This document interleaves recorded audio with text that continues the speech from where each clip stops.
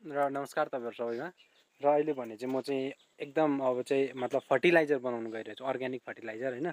यहाँ बनाउनु पऱ्यो, यो चाहिँ हाम्रो पहिलाको सेड हो नि त। अनि यहाँ चाहिँ ट्राई गर्नुको लागि अब आज साफसफाइ गरेर परबाट गोबर चाहिँ हाम्रो परबाट ल्याउनुपर्छ, कौडाङ चाहिँ। अनि यहाँ चाहिँ ट्राई गर्छ अब कस्तो हुँदो रहेछ भनेर चाहिँ। अब पुरै भर्मी कम्पोस्ट बनाउनुको लागि भर्मी कम्पोस्ट बेड भन्छ त्यो चाहिँ अब म बनाउँछु। त्यहाँदेखि तपाईँहरूलाई प्रोसेस अलिक बादमा सेयर गर्नेछु के कस्तो हुन्छ। अब ट्राई गरिहाल्छु पहिला म कस्तो। यो चाहिँ one of the best fertilizer भन्छ अहिलेसम्मको होइन। अब हेरौँ कस्तो हुँदो रहेछ होइन, ट्राई गरौँ। यहाँ चाहिँ मैले भर्मी कम्पोस्ट बनाउनुको लागि चाहिँ अलग्गै 2-3 दिन भएको थियो, 1 हप्ता जस्तो भएको थियो सेलाएको छ। यो चाहिँ पुरै सेलाउनुपर्छ नि त उयो चाहिँ गोबर चाहिँ होइन। यसबाट चाहिँ मिथेन चाहिँ रिलिज भएको हुनुपर्छ अगाडि नै, नभए गनेउलाहरू प्रायः मर्छ। त्यस्तो हुन्छ गाइस यसको प्रोसेस चाहिँ। अन्त पर बेड बनाएको छु, म त बनाउँदैछु, त्यसमा हालेर म चडक्क देखाउने छु तपाईँहरूलाई डल्लै प्रोसेस।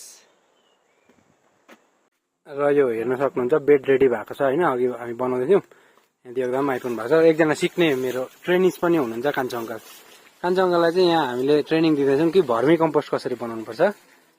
अनि यहाँ म चाहिँ सिकाउने परेँ हो, यहाँहरू चाहिँ अब कार्यकर्ताहरू, अनि अङ्कल चाहिँ ट्रेनिज। वाह वाह वाह।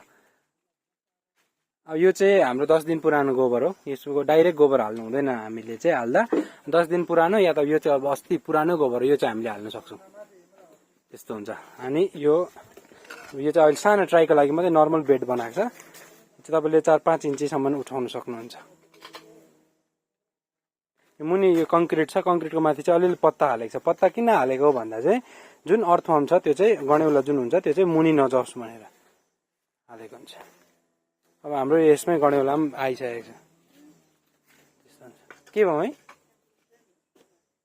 पुरै सिरियस? हाम्रो फेरि अहिले अलिकति फ्र्याक्चर टाइपको हुनुभएको छ, छुकछुक गर्ने हुँदा नि। हुन्छ त्यस्तो छ गाइस, स्टे ट्युन्ड। अब पुरा रेडी भएर देखाउने छौँ हामी हो। अङ्कल मजाले सिक्नु हुँदैछ, यहाँ माथि गएर अङ्कल पनि बनाउनुहुन्छ भन्ने म आशा राख्दछु।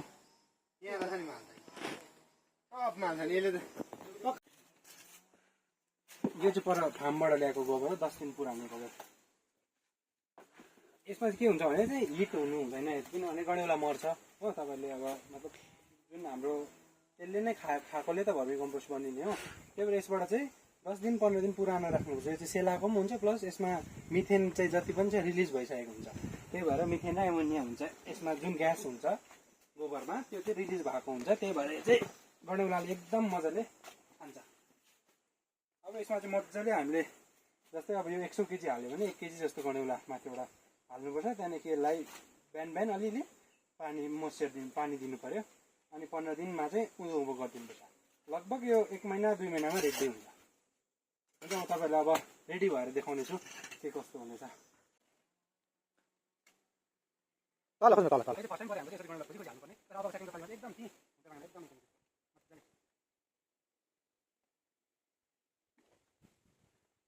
तल